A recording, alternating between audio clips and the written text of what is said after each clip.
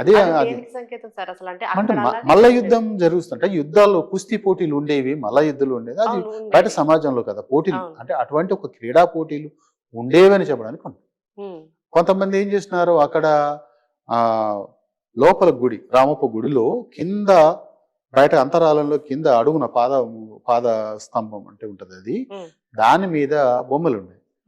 ఇక్కడ నేను చెప్పినాను కదా కోటగుళ్లకు ద్వారాలకు అటుపక్కన ఇటుపక్కన ఇద్దరు డాలు కత్తి పట్టుకున్నారని, అక్కడ కూడా ఒక సైనిక వేషంలో రెండు వైపులా కూడా ఉంటాయి.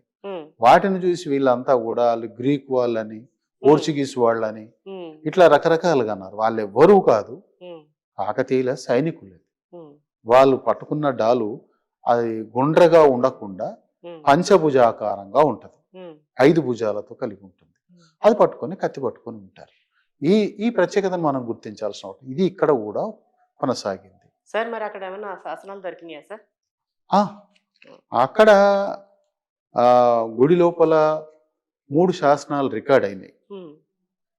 ఒక శాసనం ఏంటంటే విభూతి గౌరుడు అనేటువంటి అతను శ్రీగిరి నివాస పండితారాధ్య పాద సేవక అని చెప్పుకుని ఉంటాడు. ఆయన ఆ పండితారాధ్యుని శిష్యును నేనని చెప్పుకునేటువంటి విభూతి గౌరుడు తన పేరు మీద వేయించుకున్నటువంటి శాసనం.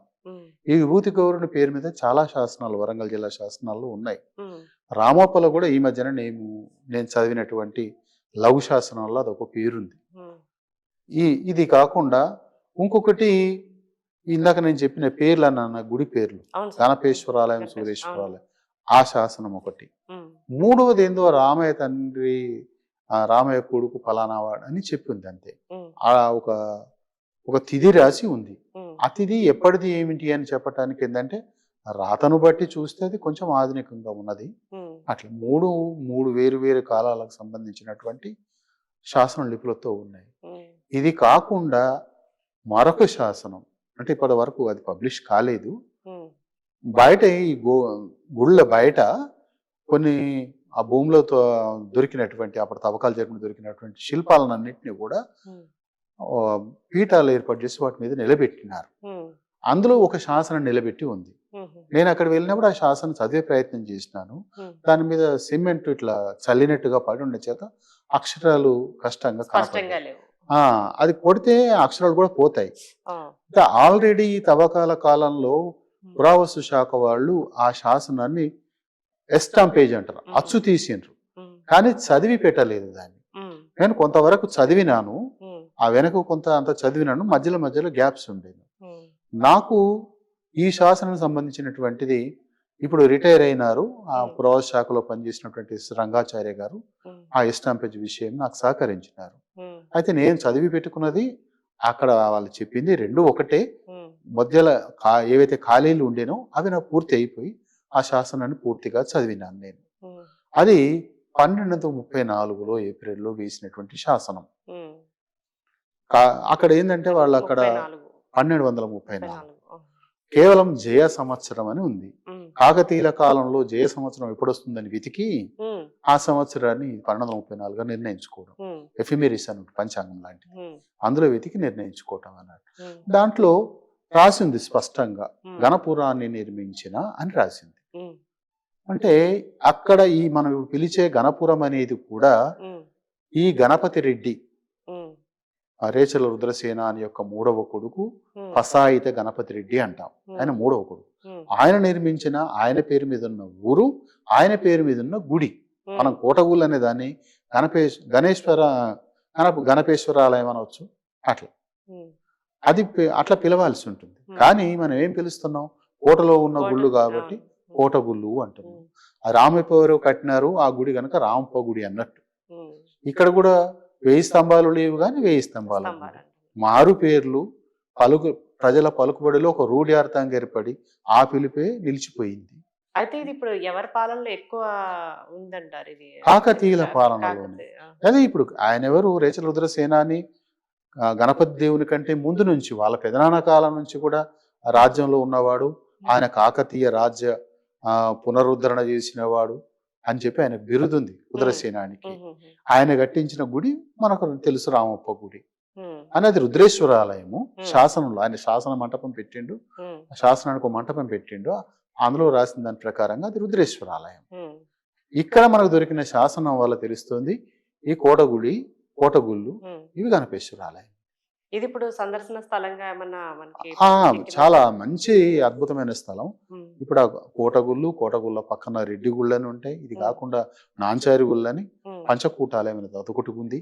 అట్లా ఇది చాలా అద్భుతమైనటువంటిది. ఇంకోటి ఇప్పుడు ఈ 2 గుళ్ళు చెప్పినాను కదా, ఒకటి ప్రధాన దేవాలయం, దానికి ఎదురు ఇంకోటి నాట్య మంటపం అని చెప్పినాను కదా.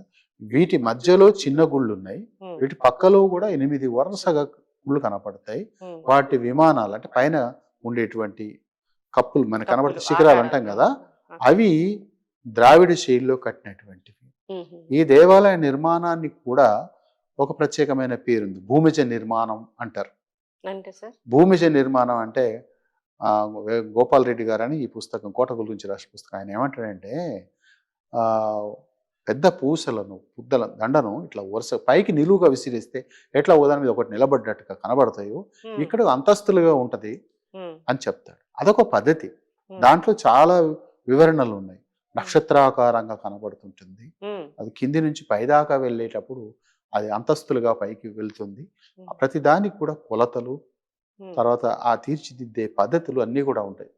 అట్లా అంటే ఇక్కడ మనము రామప్ప గుడిని చూసినప్పటికీ ఇక్కడ ఈ గుడి చూసినప్పటికీ కూడా 2 కూడా భూమిజ నిర్మాణాలు అంటారు.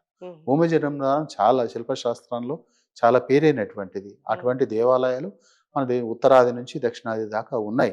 ఒక ప్రత్యేకమైన నిర్మాణ పద్ధతి. సార్ అంటే కోటగుళ్ళు అంటే పరివాహక దేవాలయాలు చాలా ఉన్నాయన్నారు. అంటే అక్కడ చెప్పుకోదగ్గ ఇంకా విశేషమైన దేవాలయాలు ఉన్నాయా సార్? పరివార దేవాలయాలు నేను మొదలు చెప్పినట్టుగా 2 గుళ్ళ మధ్యన వరుసగా 8 దేవాలయాలు, అవి కాకుండా వాటి మధ్యలో కూడా ఇటు పక్కలకు వేరే దేవాలయాలు కనపడతాయి. ఒక వారగా కనపడిన 8 దేవాలయాలు, వాటి మధ్యలో కనపడిన ఇంకా దేవాలయాలు. ఇవి మొత్తం లెక్క పెట్టగలిగితే 20 పైన దాటుతున్నాయి. ఏది కోటగుళ్ళు కాక ప్రధాన దేవాలయాలు కాక పరివార దేవాలయాలే 20 దాటుతున్నాయి. 20 దాటుతున్నాయి. అయితే ఇట్లాంటిదే మనకి ఎక్కడ అంటే కట్కూర్ అని ఉంది. ఈ కాకతీయుల కాలంలో సేనలుగా పనిచేసిన మలయాళ వంశం వాళ్ళదే కట్కూరులో ఉంటుంది. కట్కూరు మైలమదేవి అని ఉంటుంది. అక్కడ వాళ్ళ కట్కూరు దేవాలయంలో చూసినప్పుడు కూడా నాకు ప్రధాన దేవాలయం చుట్టూ పరివార దేవాలయాలు కనపడ్డాయి, 22 కనపడ్డాయి. అట్లానే ఇంకోటి బెక్కల్ అనే ఒక ఊర్లో కూడా అక్కడ శివాలయం ఇప్పుడు శివాలయంగా ఉంది. అవి కూడా 22 విడిగా కనపడ్డాయి. అది ఏమో అక్కడ స్పష్టంగా ఏం తెలుస్తుంది అంటే అవి జైన బసదులు, వాటిని తర్వాత కాలంలో శైవాలయాలుగా మార్చినారు. అక్కడ దొరికిన శాసనాలు 2 శాసనాలు, ఒకటి తాతది మనవడే. తాతనేమో జైనుడు, నేను జైనుల తీర్థంకర్లకు 22 గుళ్ళు ఎత్తినాను అని ఆయన రాసుకున్నాడు. ఈయన ఏమో వాటిని మల్లికార్జున దేవాలయంగా మార్చినానని రాసుకున్నాడు. అంటే 2 ఇద్దరి కూడా అక్కడ జరిగిన మార్పు పరివర్తన గురించిన శాసనాలు సాక్ష్యంగా దొరుకుతున్నాయి. అట్లా ఉన్నప్పుడు ఈ కట్కూరులో కూడా ఉన్న దేవాలయాలు కూడా మరి ఒకప్పుడు ఇవి జైన బసుదులై ఉండేనా అని సందేహాన్ని కలిగిస్తాయి. నాకు అంటే నా అనుభవంలో నేను కూడా వరంగల్ ఉన్నటువంటి వరంగల్ కోట శిథిలాలు అవి చూస్తూ ఉన్నప్పుడు ఆ శిథిలాల మధ్య 4 ద్వారాల మధ్యన ఆగ్నేయ భాగంలో ఎల్ షేప్ లో ఒక గద్దెల మీద ఇట్లా ఇందాక అధిష్టానం లాంటివి కట్టి ఉన్నాయి. దాని మీద చిత్రంగా ఏంటంటే 4x4 4 అడుగులు 4 అడుగుల కొలతలు చతురస్రాకారంలో మధ్యలో 9 రంధ్రాలు ఉన్నాయి. అవి అంతటా వరుసగా నాకు 21 దొరికినాయి. అట్లా అవి తర్వాత వాటి ముందర జైన దేవాలయాల ముందు ఉండేటువంటి శంఖలతా తోరణం అంటారు. స్టెప్ అవుట్ అంటే మనం గర్భాల నుంచి కింద కడుగు పెట్టగానే ఉండే మెట్టు లాంటిది శంఖలతా తోరణం ఉంది. వాటి నుంచి మనం వాళ్ళ ఈ చతురస్రాకారం దాని వెనకకు నీరు పోయేటట్టు ఒక తూము ఏర్పాటు చేసి మళ్ళీ వాటి వెనకాల గోడ నుంచి ఆ నీళ్లు కలిసి కిందికి పోయేటట్టు అవన్నింటిని కలిపి మళ్ళీ ఇంకో కాలువ దానికి పెట్టినారు. అంటే అభిషేక జలాలు అట్లా వెళ్ళటానికి. ఇది ఖచ్చితంగా అది జైన తీర్థంకరులు 24 మంది ఉండేటువంటి చెవిసి మందిరం. ఉత్తర భారతదేశంలో ఉన్నాయి, దక్షిణ భారతదేశంలో ఇటువంటివి ఎక్కడ కనపడవు. ఇది చెవిసి మందిరం అని నిర్ధారణకు వచ్చినండి.